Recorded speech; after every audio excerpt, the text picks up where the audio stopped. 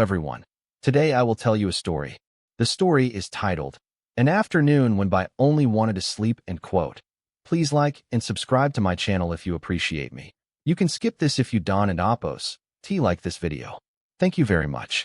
The story begins as follows.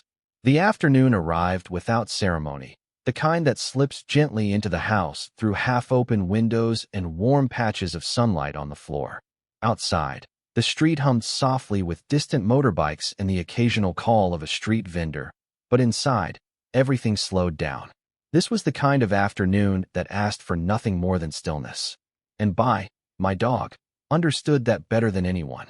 Lay stretched out on the cool tiles near the living room door, his body forming a lazy curve, as if sleep had slowly melted him into the floor. His ears twitched once when a breeze brushed past, carrying the scent of sun-warmed leaves and something faintly sweet from the neighbor's kitchen. He opened one eye, just enough to confirm that the world was still where he left it, then closed it again with a quiet sigh. I did not want to run. He did not want to play. He did not even want a treat. I only wanted to sleep. I watched him from the couch, laptop forgotten beside me. There was something deeply comforting about the way I slept, his breathing steady, his paws occasionally moving as if he were chasing a dream too gentle to wake him. In those moments, I seemed completely at peace, unconcerned with schedules, messages, or unfinished tasks. His only responsibility was to rest. Every now and then, a sound would tempt him back toward the edge of wakefulness. A bird landed on the window ledge. A distant door slammed. My phone buzzed softly. Each time, Bai's tail gave a small, unconscious wag, like a polite acknowledgement of the world, before settling again. He trusted that nothing urgent would happen without him. He trusted the house. He trusted me. As the sun shifted, the light moved across the floor, slowly climbing from his back to his face. Bai adjusted himself without opening his eyes, turning his head just enough to keep the warmth on his cheek. Watching him, I felt my own shoulders relax. The afternoon no longer felt empty or unproductive. It felt complete, simply because Bai was there, sleeping, reminding me that rest itself could be a meaningful way to exist. At some point, hunger gently knocked on the door of the afternoon. I stood up to get a glass of water, and the faint clink of the glass was enough to wake Bai. His eyes opened slowly, dark and kind, filled with the question all dogs seem to ask. Are we doing something together? I smiled at him and whispered his name. Bai did not stand up.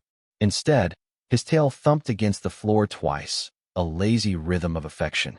He lifted his head, yawned widely, and revealed his teeth not as a threat, but as a sign of complete comfort. Then he rested his chin back on the floor, eyes following me as I walked to the kitchen. When I returned, I sat on the floor near him. I shifted closer, his body warm against my leg. He let out a soft, content sound, not quite a sigh, not quite a snore. It was the sound of a creature who felt safe enough to let go. I absent-mindedly ran my fingers through his fur, feeling the steady rise and fall of his breathing. Each stroke seemed to pull me further into the same slow rhythm. Outside, the afternoon continued its quiet journey. Somewhere, children laughed. Somewhere else, someone argued. Life moved on at its usual speed, but inside our small shared space, time stretched gently, like a cat in the sun. Bai's presence made the silence feel full rather than empty. As Bai slept, I noticed the small details I usually missed. The tiny scar on his paw from a long-forgotten adventure, the way his ear folded slightly at the tip, the faint smell of soap from his last bath. These details told the story of a life lived not in grand moments, but in countless small ones.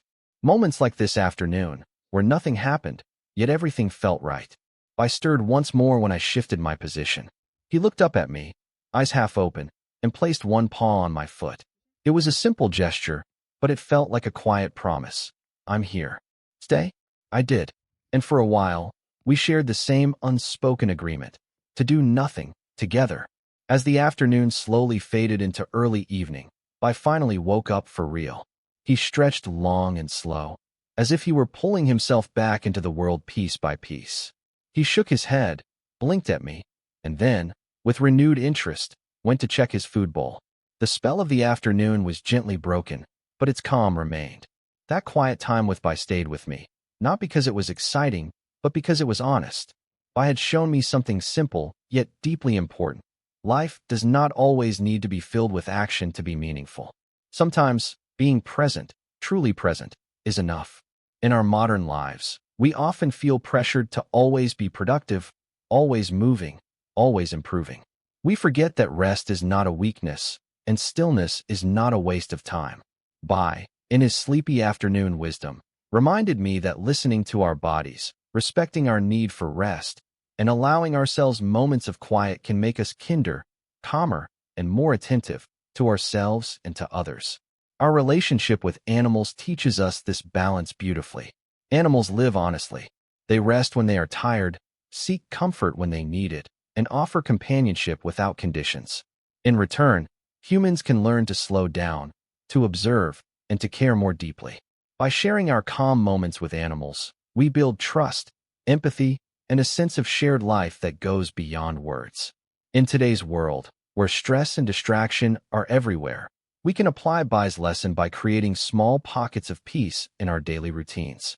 Sit with your pet without checking your phone. Watch them breathe. Let their calm guide yours. Respect their need for rest, just as you should respect your own. Ultimately, a good life between humans and animals is built not only on care and responsibility, but on shared presence. That sleepy afternoon with Bai reminded me that love does not always bark or run or demand attention. Sometimes, love simply lies down beside you and sleeps, trusting that being together is already enough.